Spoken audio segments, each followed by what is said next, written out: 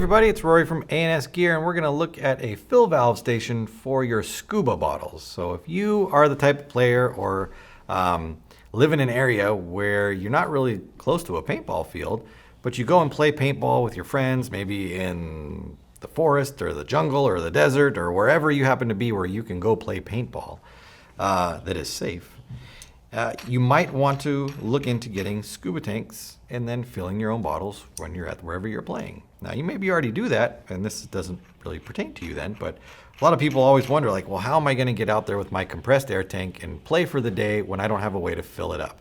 Well, here's that solution. First thing you're going to need before you even get one of these, though, is a scuba tank. And you can pick them up at some sports retailers or online or dive shops can get them to you. Once you have a scuba tank, depending on what its fill capacity is, most scuba tanks are around a 3,000 PSI fill capacity. So that large tank is going to hold 3,000 PSI in it. There are ones that are higher, but typically you're going to find them at 3,000 PSI. Once you have that scuba bottle, you can use one of these yolks here, a scuba yolk. So the way this works is you have this knob right here, which is going to attach the yolk itself to the station to the yolk of the scuba tank. You have a basically a bleed valve right here that can close down or open up to bleed, and then a quick disconnect fitting that is right here. So the first thing you're going to do is you're going to put this onto your scuba tank. You're going to open this all the way up. You're going to slide this over the top of the scuba tank to where this lines up with the face of the scuba tank, and then you're going to tighten it down. Now that's going to just attach it to the scuba tank itself. From there, we're going to take this bleed valve and we are going to close it down. We want to tighten it down. You don't need to crank it on there. You just want to tighten it down till you feel resistance and leave it like that. What that's going to do is it's going to close the bleed valve. So when air comes through here and goes into your tank, it can't bleed out from the side right here. You want it to all go in, not to come out the side. Once we've got that closed down, we can go ahead and take our tank and connect it to our quick disconnect fitting right there. At this point, we would open the scuba tank. And you don't want to just crank it open and let it go. You want to open it gradually and let it fill into the bottle. Now, if you have a bottle like this one right here, which is a 4,500 PSI bottle, the scuba tank, which holds 3,000 PSI, that's all that will go inside of there, is 3,000 PSI.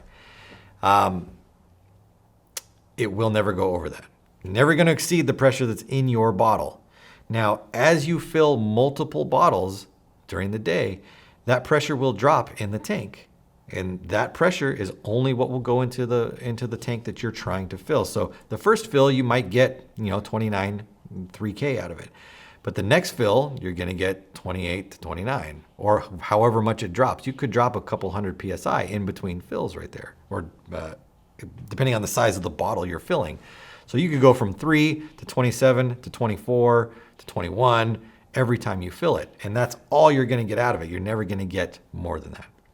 So what a lot of people do is they'll have multiple scuba tanks. They'll fill from one, and then they'll take it off and they'll go to the next one and fill from it. And each time you move over on a scuba tank, you're requiring less output of that tank, and you can bump the pressure up in your bottle slightly to the max pressure that's in the tank. So you can use a cascade system and create a little bit more of a longevity through those tanks. Once we're done, we've opened the tank and we've put as much air into there as we can out of our scuba tank.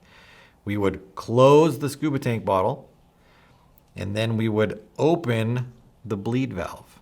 Okay, now what the bleed valve is going to do is any pressure that is built up between the tank and the scuba station, or the scuba tank, from here to here will bleed out there. If you try to pull this off under pressure, you could potentially cause a problem. You could potentially hurt yourself. And there's also an O-ring in this one way, or the quick release fitting, that could blow out of there. And if you lose that O-ring, then you're just screwed for the rest of the day. You'll never get it to work. So always bleed after you're done, get rid of the air that's in there, and then you can go ahead and disconnect your tank, and it should be that easy. For guys that play where there's no fields, this is a lifesaver. You have to have one of these. Otherwise, you play 1 or 2 games, especially on a compressed air system, and you're done. I mean, what are you going to do for the rest of the day? You need to have a way to keep your tanks full, and the Scuba tank system is the way to do it. So Empire Scuba tank fill adapters, they're available through the website. Order yours now through ansgear.com.